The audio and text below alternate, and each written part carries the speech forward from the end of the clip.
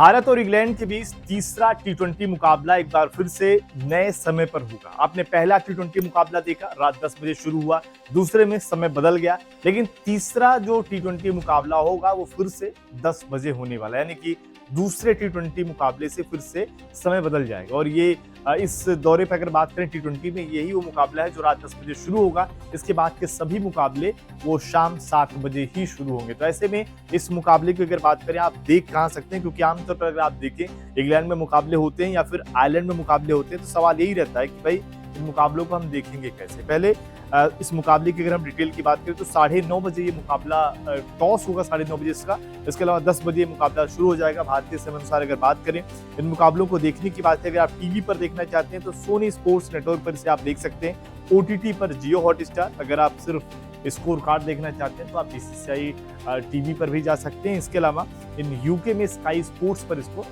यहाँ पर दिखाया जाएगा। तो ये पूरी डिटेल है, अगर आप देखें मुकाबलों को आप देखना चाहते हैं। बाकी अगर आप देखें तो ये भी चीज़ें हैं कि इस मुकाबले की जो प्लेइंग 11 है वो आपको बदली हुई नजर आ सकती है, क्योंकि टीम इंडिया नॉटिंघम पहुंची, वहां पर भी जो विजुअल सामने आए, टीम के खिलाड़ी अगर आप देखेंगे पूरी तरीके से अपसेट नजर आ रहे थे, क्योंकि जैसे शुरुआत की उम्मीद थी गौतम गंभीर को इंग्लैंड ने, क्योंकि अगर पहला मुकाबला होता जिसमें आपने टीम इंडिया ने 189 रन बनाए थे, शायद उस मुकाबले में भी हार मिल सकती थी जिस तरीके की बैटिंग लाइनअप इंग्लैंड की है। उसी लिहाज से अगर आप देखें पूरी टीम अपसेट नजर आई।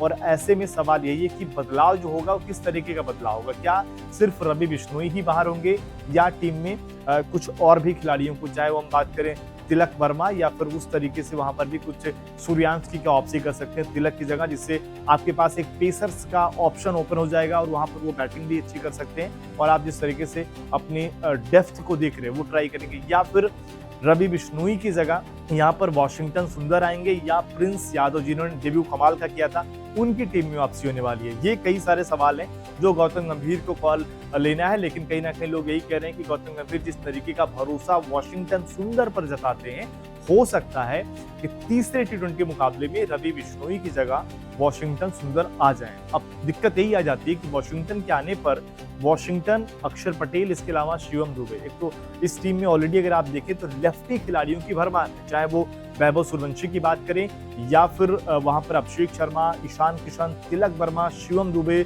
अक्षर पटेल।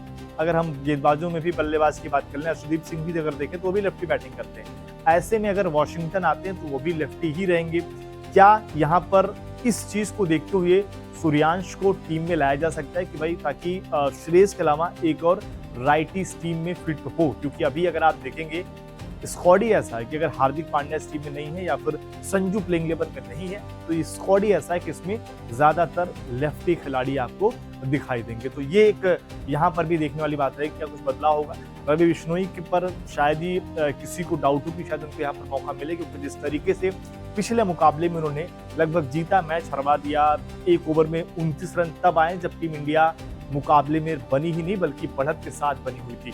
वहां पर वो 29 रन देते और टीम के हाथों से मैच निकल जाता और लगातार 9 बॉल डाल रहे थे, तो ये भी एक बड़ा कंसर्न था। ऐसे में प्रिंस यादव, हर्षित राणा और अर्शदीप सिंह अगर रहते तो शायद पेस अटैक ज्यादा बेहतर नजर आने वाला। आपको क्या लगता है, क्या बदलाव हो सकता है?